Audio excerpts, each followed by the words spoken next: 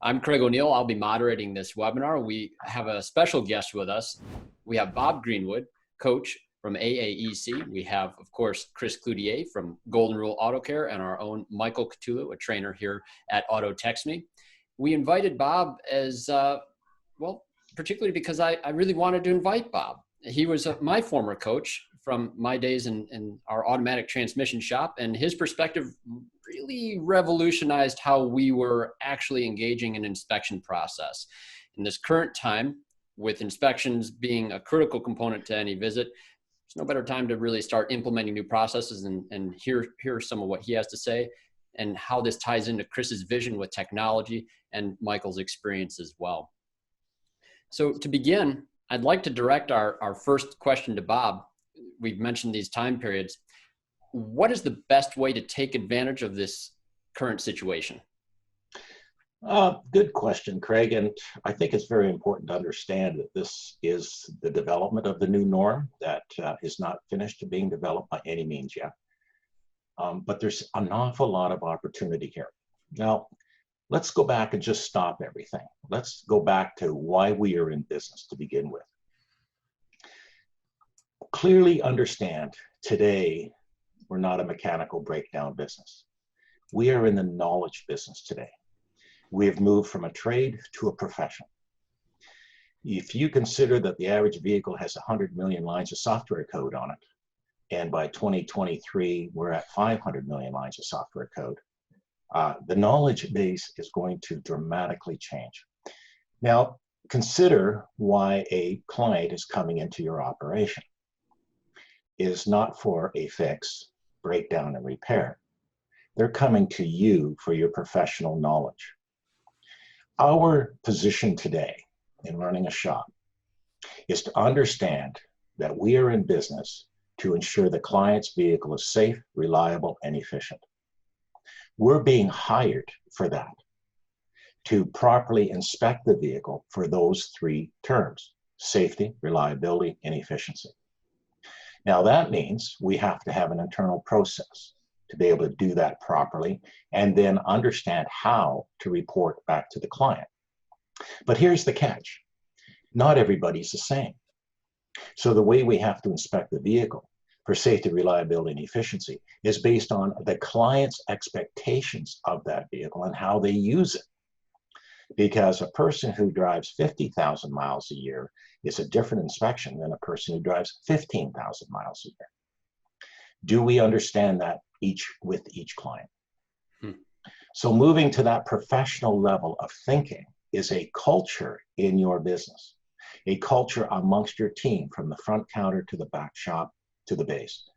Everybody understands why a client came through that door. We are there to serve them, not sell them. So we are going to properly inspect to counsel them.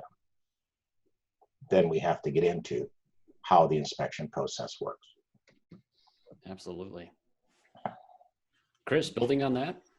Yeah, I would say, during the current climate, I've used this term before. I've heard it. I pick up lots of terms, and most of them are cliche. Actually, pretty much all terms that we use now are cliche because they just get overblown and overused. But I'm gonna use it anyways, and that's slow down to speed up.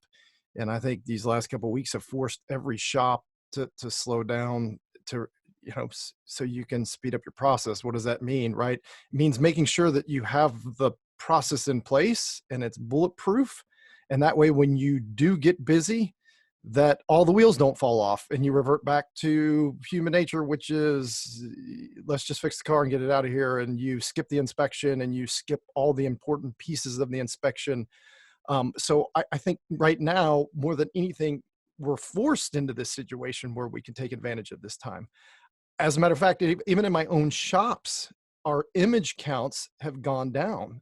It's a constant battle to make sure that we get the images and that they're getting this is an important piece of the inspection.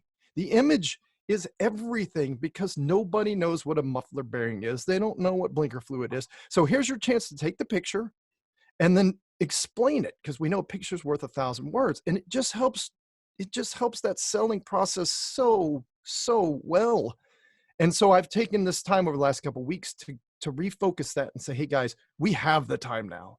So now let's try and create that better behavior in this digital inspection to take this time to make sure we're documenting this car properly. We do a good job for the most part, but now we can really kind of dial into some of those rough edges and maybe clean those up a little. Once again, images is just a perfect example of, hey, let's make sure we're capturing those. You got the time now more than ever. You've got the time. Michael, is this one of those things that we're actually seeing as a reality with the shops you're working with? Yeah, I've had a good mix of that actually. I've had some shops where I was actually trading people who the shop was closed. I was trading them at home. I was trading their staff while they were at home, so that when they did reopen back up, they were ready to take on a new process. Changing process in a shop is one of the most difficult things to do, because you want to change the process, but you also don't want to have it affect your efficiency at doing business. And when you're learning a new process, it does take a little more time to go through the steps as you're learning that process. And I think that's one of the reasons that people fear making that change, because they look at a very short term, maybe a 1 week, where they're going to have to learn a new process, where they're going to have to implement something, where they might not be as efficient as they were before, even though they know that at the end of that week and going forward, they're actually going to be more efficient than they were prior to that. But it's getting over the initial hump of saying, we're going to change a process. And when you have this slight bit of downtime where you maybe are down 20, 30% in your car count, that right there is the negative efficiency that you would be losing by taking on a new process when you were running at full capacity. So at this particular junction, it's a great time to put these new processes in place, because you're going to have the time to learn them without causing a loss. And I want to add on to what Michael has to say, because I think a lot of times when shop owners hear process, they hear, oh my God, my people are going to hate me, right? I mean, process and procedure it's just a horrible word that we have to use. And I mean, it's everything to our business, but I think a lot of times, shop owners are like, I don't want to turn into corporate America. So I think there's a way to eat an elephant one bite at a time. There's a way to put a higher level purpose in, and a process in, and a goal in, and then make sure you kind of reach that level 1. And then you can go down to level 2, and then you can go down to level 3, and you go down to level 4. I think what everybody figures is, oh no, we need to master the process the first time through. Bob, I'd love to get your take on that, because a lot of times I think people bite off too much when it comes to processes. You made a good point, Chris. It's the process starting, and the new process. He's Canadian. But understand this, is that I go back to what I was saying in the beginning. This is a profession today. So when I'm looking at bringing in a client's vehicle, when was the last time I did a full comprehensive inspection on the vehicle? Now, here's what frustrates me. In North America, there is no definition of what a comprehensive inspection is. So therefore, you and your team have got to get together and define what a comprehensive is going to be in our shop that covers off safety, reliability, and efficiency of a vehicle. It might be a 2-hour inspection, might be a 2.5-hour inspection, but we got to cover those 3 off. And on a consumer vehicle, we want to do at least one full comprehensive inspection a year. And the reason for that is this. Consider this fact. When you change accountants, an accountant cannot advise you until they've sat down with you and had a full discussion on your situation, and they're creating that file. When you change solicitors or lawyers, the same process takes place. You need the complete file in front of you before I can advise you. Well, we're in the same profession today. We need the complete file so that we can advise the client on their vehicle based on how they use it and their expectations out of it. But we need a complete file, and it's called a full comprehensive. So we can see everything and start scheduling it properly and in accordance to when the client needs that work done based on how they use the vehicle. Trying to put everything into a package today is the old 80s and 90s ways of doing it. I'll give you a very simple point. I live in You live in Chicago, and every January you head off to Florida. You spend January, February, and March. The shop that manages your vehicle properly knows that. They're going to do a full air conditioning inspection in December. So what are we going to watch out now? Watch it, it's coming out. When was the last time you checked your air conditioning? We do air conditioning, check it now, the warm weather's coming. Why haven't we managed that on a per client basis, knowing where their air conditioning level is? Because we just group everybody together as a mass versus manage each client individually. So as Chris is pointing out, this process number one is just the beginning and what it leads to. And it's going to take time, but it's a process that gets you involved with the client, because we're in the relationship business today. And we want to make sure that relationship is strong. And when that comes to place, you now have a client versus a customer. A customer is not loyal. A customer is usually price focused, and a customer jumps all over the place. A client you have a relationship with. A client trusts you. So now I'm not going to let them down. Not going to let them down. Very nice. You mentioned our professional responsibility. That professional responsibility, that's something that our industry is not always recognized for. And specifically, I would interject, not something paper inspections do. This tablet and technology component, this is probably a good point to talk about some of the benefits there. And Michael, I'd like to direct this to you. How does that help our professional image? Well, shops spend a lot of time and money training our staff, updating the equipment in our shops so that our techs can work on the newest technology in the vehicles and that they can be the most efficient at their jobs. But the one thing a lot of shops are not doing is taking technology and putting it front facing to the customer. The customer doesn't see what happens back in the shop. They know that I dropped my car off and they took care of it. But they don't see the thousands of dollars that are spent on the technology and the training to use that technology. We need to show them from the front of the house that we are a technologically advanced shop. We are going to give you this digital vehicle inspection. We are going to document what we see on the vehicle. We're going to store this information for you so that we can access it at any time. And we can build that portfolio, basically, that Bob Greenwood was just talking about, to be able to manage your vehicle. And they're going to be able to see this technology. They're going to get it on their phone. They're going to get the updates. And they're going to know that we are a technologically advanced customer or shop because we're showing them the information in a technologically advanced way. I want to interject because that's what I do. I mean, did you not watch Star Trek, when you're growing up? I mean, Bones walking around with this little tablet. I mean, that was cool, right? It makes you look space aged.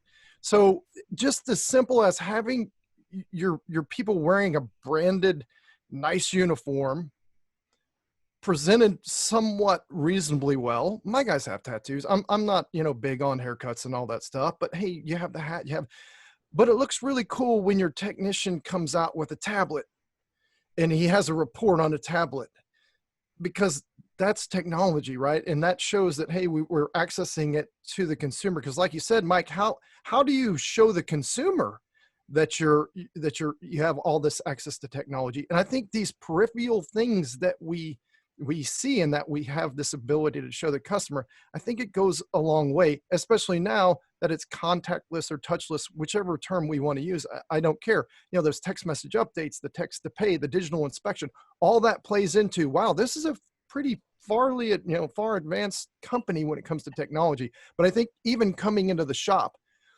what we've done, we've shut down our showrooms, but we also have kiosks now outside blocking the doors. We have one in Bay 1 at one shop and the other one blocking the door, and it's a kiosk, right? So that's pretty cool that we're able to shove our computers out on these kiosks and be able to take care of everything we need to right then and there, right? And then inside, if you're in we have double screens, and we have screens all over the showroom and the shop, inside the shop and everything. Because once again, that perception, I want people to see that we're touching technology, that we're not afraid of technology, because especially like Bob said, if you got a million lines of code in a car, cars are complex. I don't care how complex they are, just know that they are complex.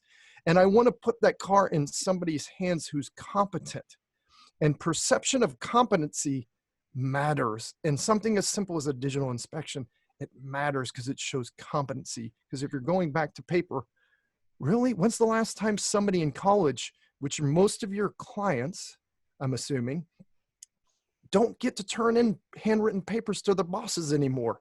That went away about 15 years ago, maybe 10 years ago. You don't get to say, oh, boss, hey, here's the report you wanted.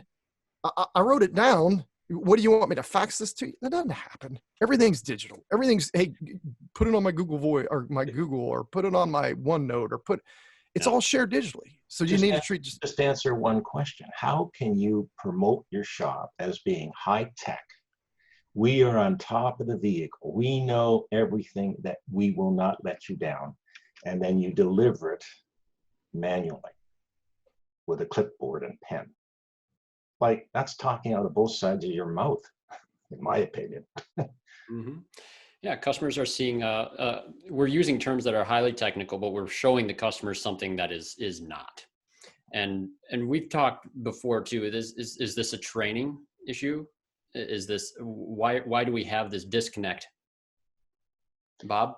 Training is one of the worst words that we can use in this industry, but it's all over the place and it's frustrating. Consider this. What we're really into is ongoing development. Every technical class is a development class for the technician to build on their knowledge from the previous classes. And they keep building it over the years. Training is an item. Let me train you how to use a pen, is my simple example. I'll train you how to use that. But in development, your knowledge is building. And we have development courses, whether they're technical, business, whatever. They're development. And if we could just get that word into our vocabularies on an ongoing basis in this industry, it would send out a completely different message. Too many training classes in the past have been infomercials, and people don't want another training class. But give me solid content in terms of my development of my knowledge, and it will take me onto another level. Perfect. You know, Harvard did a great study, and they did a simple study where $1 invested in advertising and marketing basically gave you a $2 bump in your business. But they said $1 invested in education and development gives you a $40 bump in revenue. And people say, how can that be? Because here we are looking at technical classes or business classes based on price, not content and what I get out of it.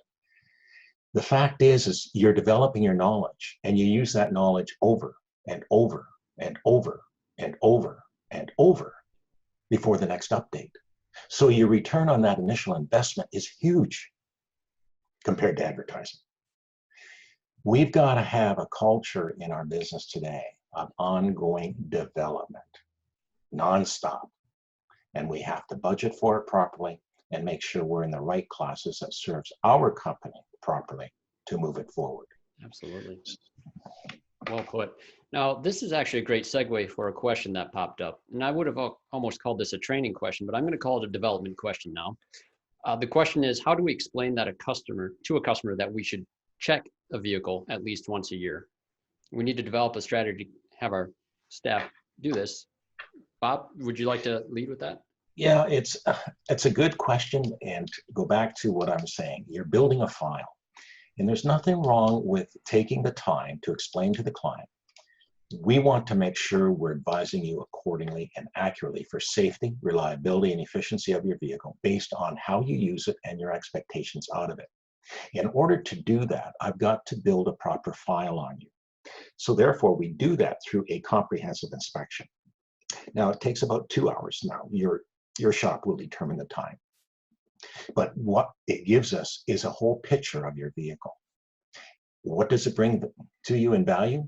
Because we can manage your vehicle for safety, reliability, and efficiency, which over the year will save you money, and you don't have breakdowns, which cost you money. So we can manage it, we can see what's coming, and we advise you accordingly. Well put. Chris, Michael? I think that's great. Especially, typically when we see the car the first time is when we push that, that little bit more in depth inspection.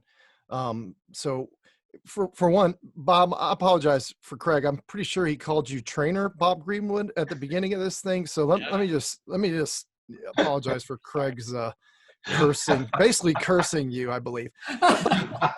Typically, the first time a customer comes in, we say that we need to do comprehensive inspection on that vehicle, and make sure that we're checking I'm going to say this word and it's going to be dirty, and I'm probably going to have a lot of bad comments on Carfax.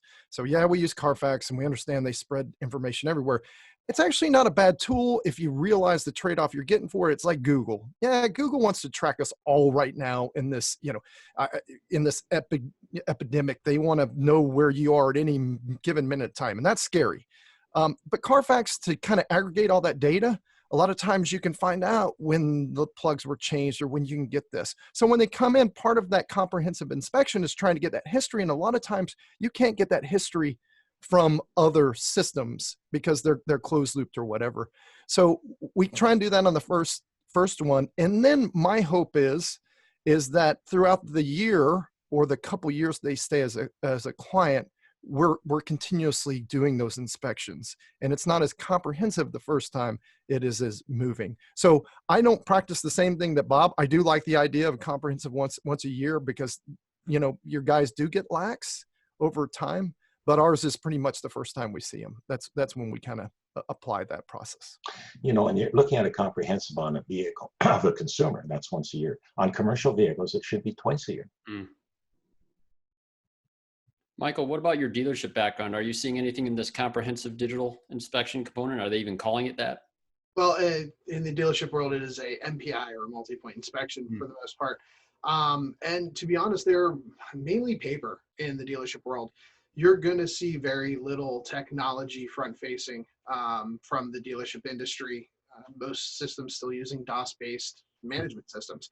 And I think a lot of that comes to a head of the fact that they are not building clients. They've got customers. You have a customer base that is coming into your shop on a regular basis, whether it's for the free oil changes that they got when they purchased the vehicle, whether it's for the warranty work, whether it's for recall work, or the free state inspection. If you live in a state that does state inspections, they give the free state inspection. And so people are coming in for that free stuff automatically. And the staff is well trained. I will say they're trained in the dealership world. They're trained to upsell your services, whether it's even at the counter. A lot of it is done at the counter from the second the customer walks in. So they're not even utilizing the paper inspections properly that they have in the dealership world, because the paper inspection gets done because the manufacturer says, you need to do these inspections, and the customer gets the copy of it when they pay the bill, so that when they get the survey from the manufacturer, they can write, yes, we got an inspection. But the tool is not really utilized. And it's also hard to utilize that paper tool because, well, now people aren't allowed in your waiting room. And even when people are in your waiting room, you still have a lot of drop-offs. A lot of people who walk away from the dealership to go to the restaurant around the corner to get a drink while they're waiting for their vehicle to get done. So there is no leveraging of technology because they don't feel they need to leverage technology to build proper clients. They just want to keep having their customers come in for the free stuff, and we'll sell them a few things here and there. And they're happy with that model, but their customers are not. And it's why a lot of the churn you see in the dealership service department, the customer might come back in and they'll do their free state inspection. And when you say, Mr. Customer, your vehicle needs these front brakes, and the most common response and the biggest joke in the service advisor world in the dealership is, you know what, my mechanic will take care of that. And the term "my mechanic will take care of that" means I actually take my car to an independent service garage that does a better job of informing me of what my vehicle needs and taking care of me, and I will pay them for their service. But thank you very much for that free oil change. Michael, that's because dealerships, as you know, it's all about them. It's not about the client. Exactly. And whereas the independent who gets it, it's always about the client and their experience in our shop. I would like to see that change. It's one of the things that when I migrated out of the dealership world and into this world, and really when I got myself immersed in it, my biggest passion would be to get this more process of this built into the dealership world so that they can catch up with that. And we're actually starting to see a little bit of an uptick in dealerships coming on board with us over the last year. And it's because I think they're seeing in their own communities that customers are going, hey, I get this digital, do you guys do this digital inspection? I get it from, and they don't even know what that is at the dealer. I wasn't even informed of what a digital inspection was until I left the dealership world and took my car to an independent garage who sent me a DVI. Yeah. And that was my first experience with a DVI. And I'm going, this is great. Why wasn't more people using this? Yeah, and I got to interject again. So it's funny. Bob talks about, he said this, like professionalism. And it's funny that there's a misconception about dealerships, and I'm not bagging on dealerships. I think, dealerships serve their place, but there's a level of perceived professionalism at a dealership that's not at the independent level. Right. Because a lot of the independents don't take the time they don't really care about the look and feel. Because most dealerships you go to, they're beautiful. Mm-hmm. You don't go to a dealership that looks like crap. But unfortunately, there's independents where you go and you're like, wow, that's bad. But to Bob's point too, the interesting thing about the independent is we have a lot more heart.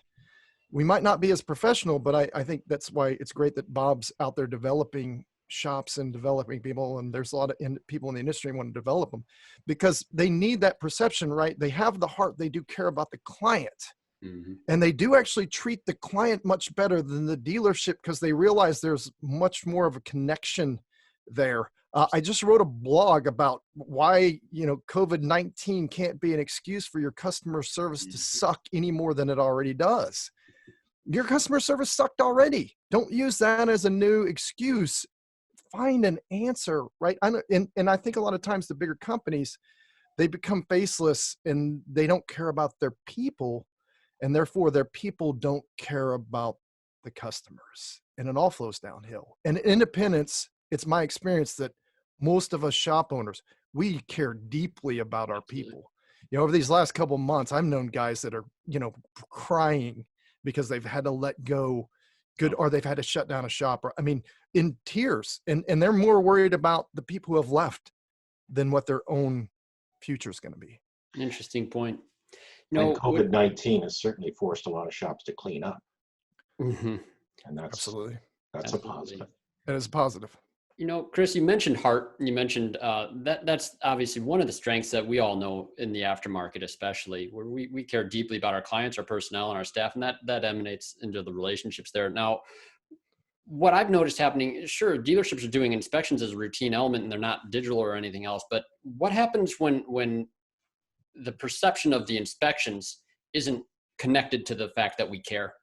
What happens when a customer declines an inspection? I'm a huge fan of developing my people at the counter, and it's objection. In sales is objections, and it's working through objections. But it's also asking a lot of questions up front. And if your salespeople don't basically vet out or find the needs of the customer at the beginning and find out what they really need, right? There's a lot of questions, hey, Bob, thanks for coming in today. Hey, how long you plan on keeping this car for? There's a lot of things you can do to ask.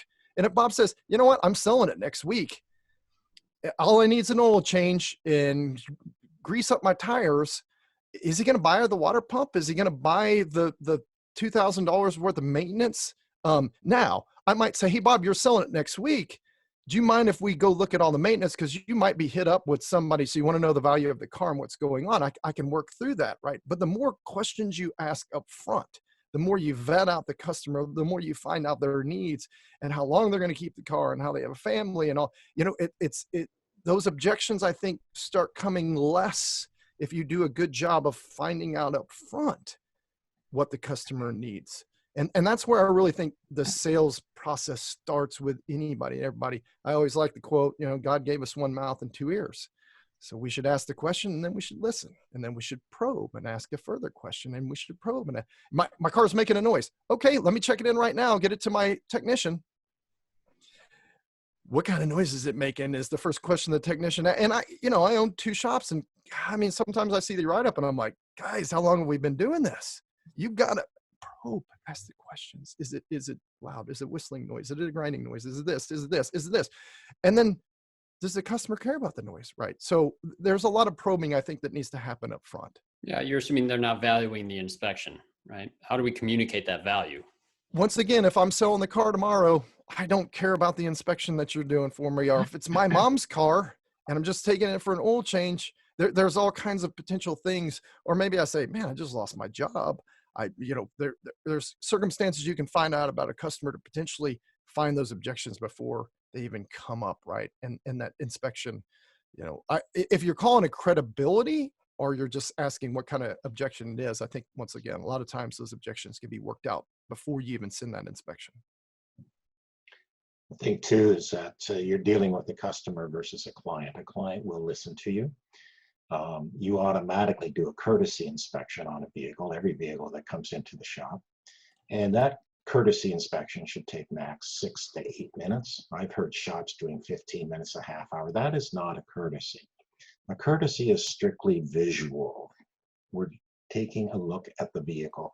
And if I see something I want to examine, then the technician comes back to the service advisor and says, I want to examine the brakes. I don't like what I see. I'd like to pull the wheels and do a full brake inspection. Can we get approval for that?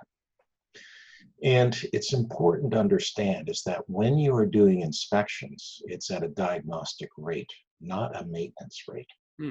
Because diagnostics is any time you're inspecting or evaluating a situation. And when you're evaluating the vehicle, you're inspecting it.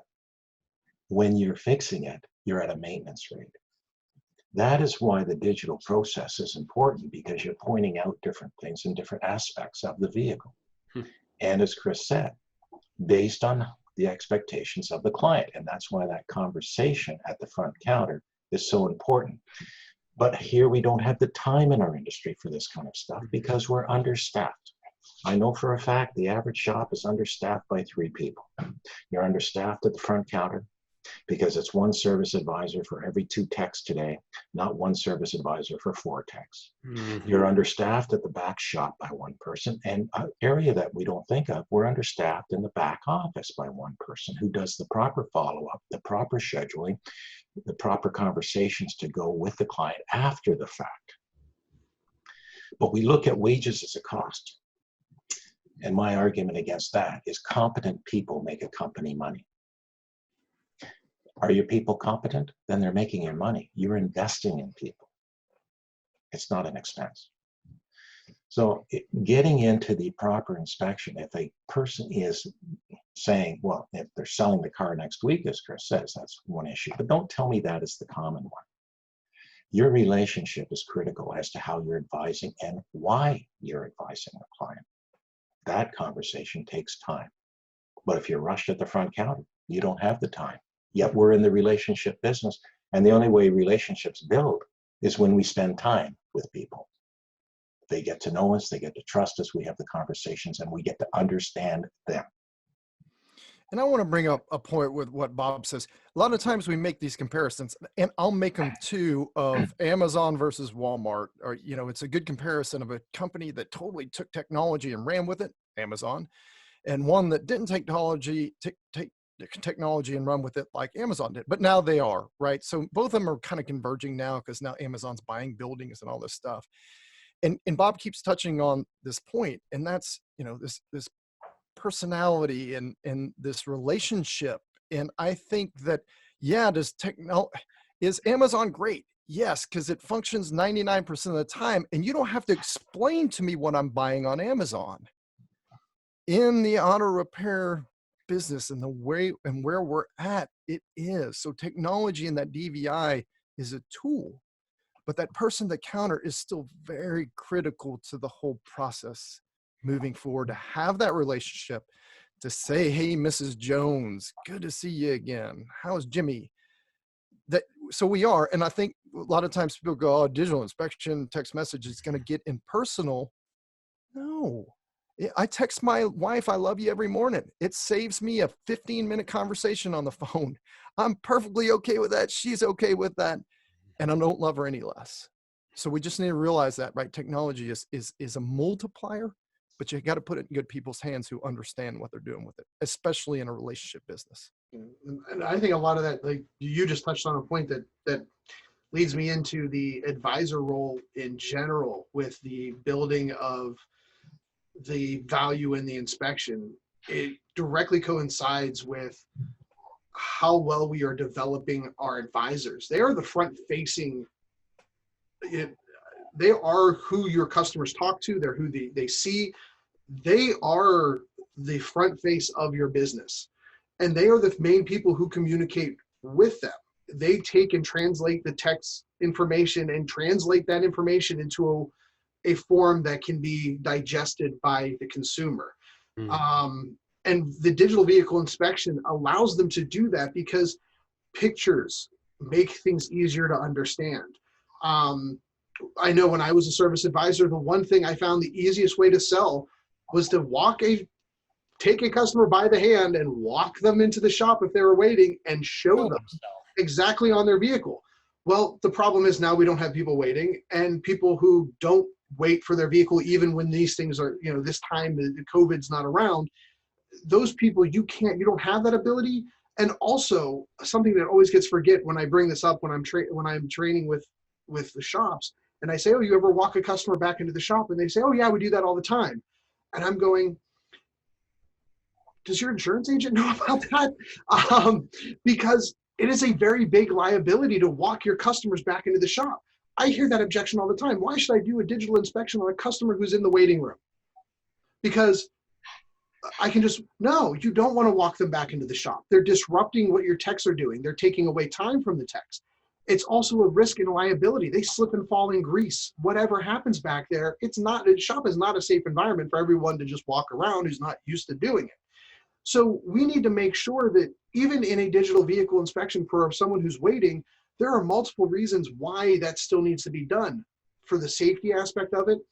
Not only that, but the other thing I love is how many times you hear from a customer, hey, I'm not the decision maker. I brought the car in, but I'm not can you call my father? Can you call my brother? And just explain everything you just explained to me to them again. Well, with the digital vehicle inspection that I sent to them, I can turn around and we can forward that directly to the decision maker or to your friend who you want to look over to make sure that what we're showing you is legitimate. Whatever that need is, even in a waiting room format, the digital inspection still has a lot of value. And you need to give that value to the customer and let them see that, oh, wow, that makes sense, that it is important for me to receive this, that I get this done. And I can use this. I have access to that inspection. I can look at it a week from now. I can look at it 2 weeks from now. I can look at it 6 months from now and remember that information that was given to me at that time. So when I make my next appointment, I remember that there were a couple of maintenance items I wanted to get taken care of on this next visit. It's there for me. So, and that's another good objection. Or Craig, to your question earlier related to something close to this. See if this plays to what you have to say too. Regarding you, and I've heard the term upsell. That's not used very frequently, but Bob, you mentioned something that caught some interest with a person in the back room with their role in managing that. What does that role entail?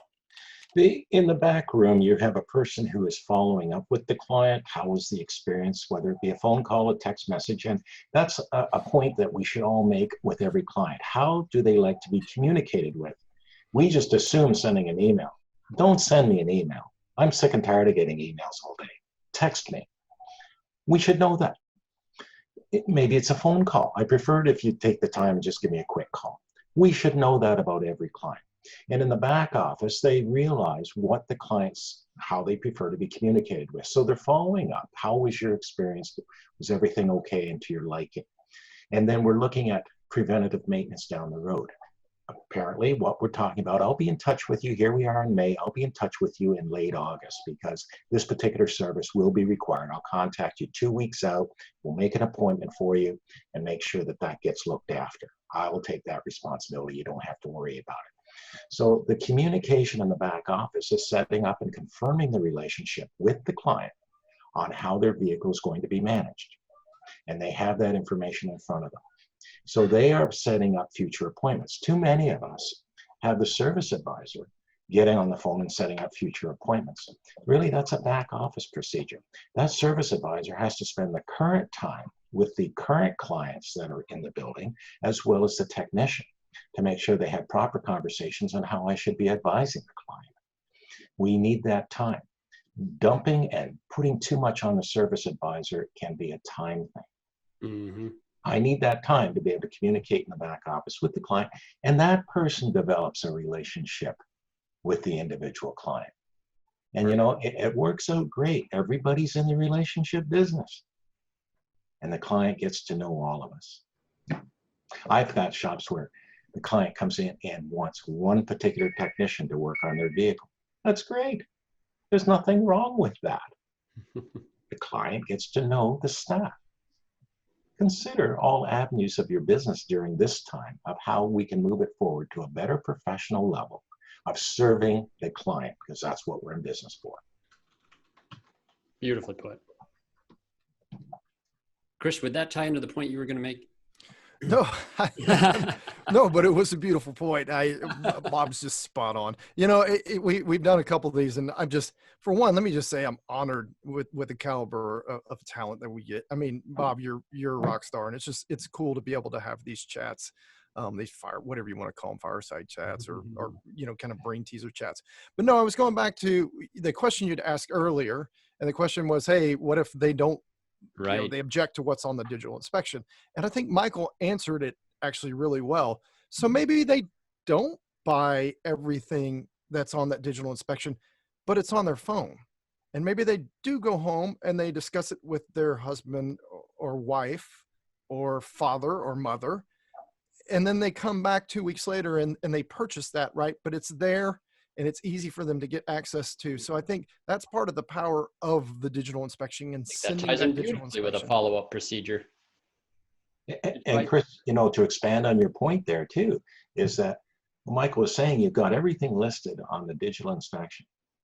Now it might come to $2,000 that needs work done. But because we know how you use the vehicle, we're going to space this properly. Right now, we should be doing $500-600 worth of work for a safety issue and a reliability issue.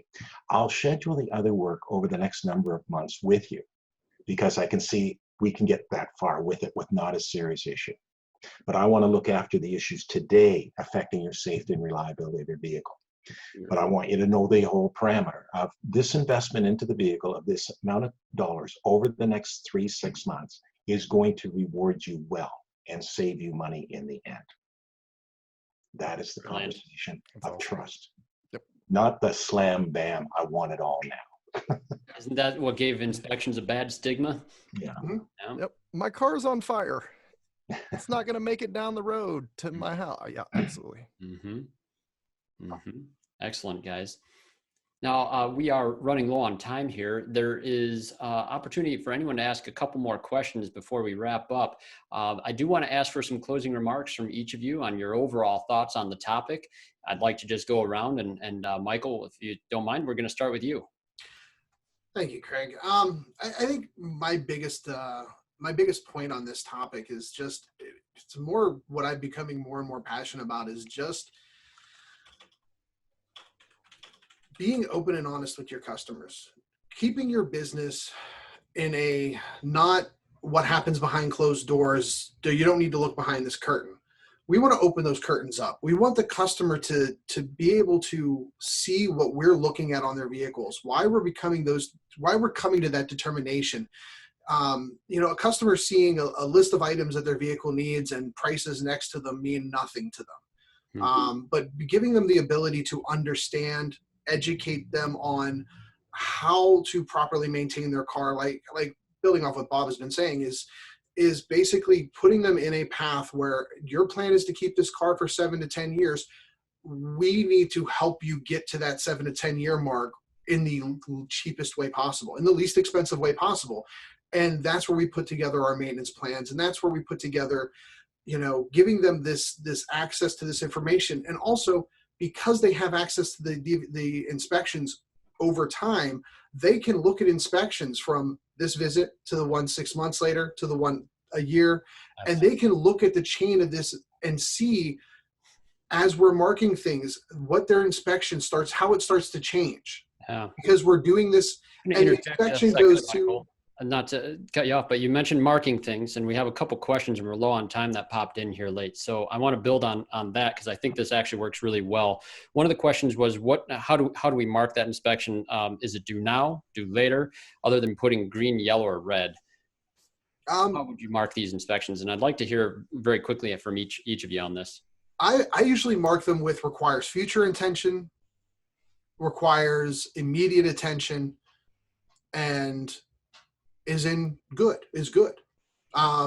Because your future attention is going to be items that, we can schedule to take care of at your next oil service, or this one needs done in 9 months. And we can plan out those future requests, those future attentions. But the immediate attention things are the things that, your brakes are at one bonded. Okay. You've got a bad oil pan leak. These things need to be addressed immediately, or they're going to cause you a safety issue or a major malfunction issue that leaves you stranded on the side of the road. Sure. That's how I would break that down. Perfect. Thanks, Michael. Bob, building on that?